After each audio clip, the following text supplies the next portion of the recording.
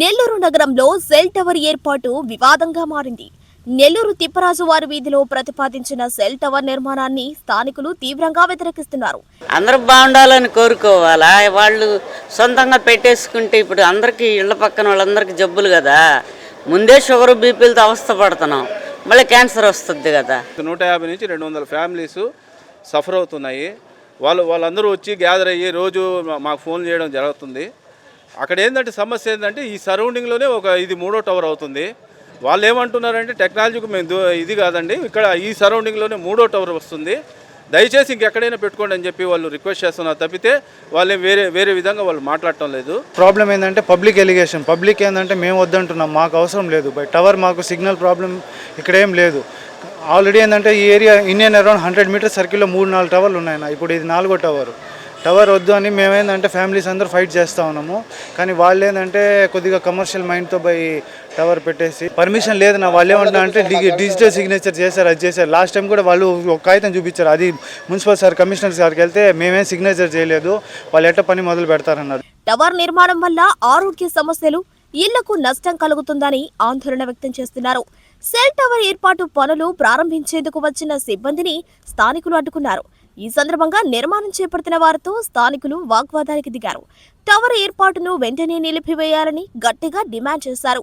తమ సమస్యను పరిష్కరించాలని కోరుతూ స్థానికులు ఇన్ఛార్జ్ మేయర్ రూప్ కుమార్ యాదవ్ ను కోరగా వారి అభ్యర్థనపై స్పందించిన రూప్ కుమార్ యాదవ్ అక్కడ టవర్ పెట్టడానికి వీలు లేదని చెప్పినట్లు స్థానికులు వెల్లడిస్తున్నారు.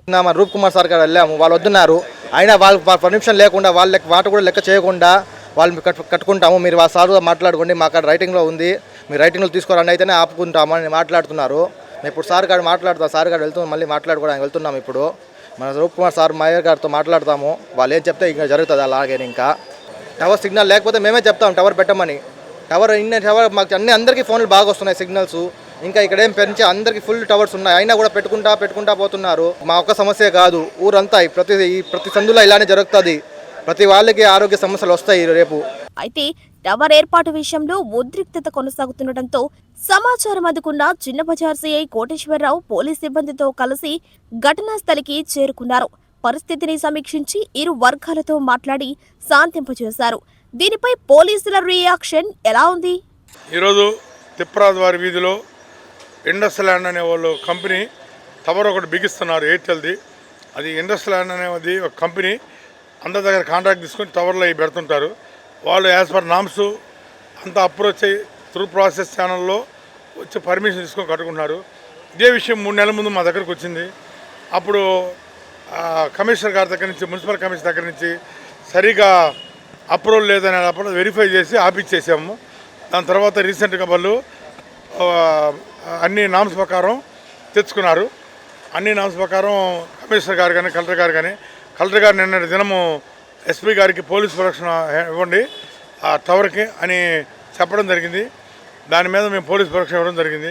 అయితే లోకల్ అంతా లీడర్స్ అయినటువంటి హరి గారిని అప్రోచ్ అవ్వడం జరిగింది, టీడీపీ లీడర్ని. ఆయన కొంచెం రిక్వెస్ట్ చేశారు వాళ్ళని, ఒక 2-3 డేస్ ఆగండి, మేము ఏమన్నా పరిష్కారం చూపిస్తామంటే వాళ్ళు కూడా యాక్సెప్ట్ చేశారు. కానీ వాళ్ళ కంపెనీ వాళ్ళు అలా కాదు, లీగల్గా వెళ్ళమన్నారు. దానికి మేము పోలీసు వారు తెలియపరిచాము. లోకల్ వాళ్ళు కూడా అబ్జెక్ట్ చేయకుండా యాజ్ పర్ లా వెళ్తారు. వీళ్ళకి ఏమైనా ఉంటే భద్రతగా ఉంటే లీగల్గా వెళ్ళొచ్చు, తప్పులేదు. హైకోర్టుకి వెళ్ళి ఏమైనా స్టే ఆర్డర్ తెచ్చుకుంటే ఆ టవర్ కట్టినా కానీ మళ్ళీ అదేవిధంగా కోర్టు కానీ ఉత్తర్వులు ఇస్తే తీసేస్తారు.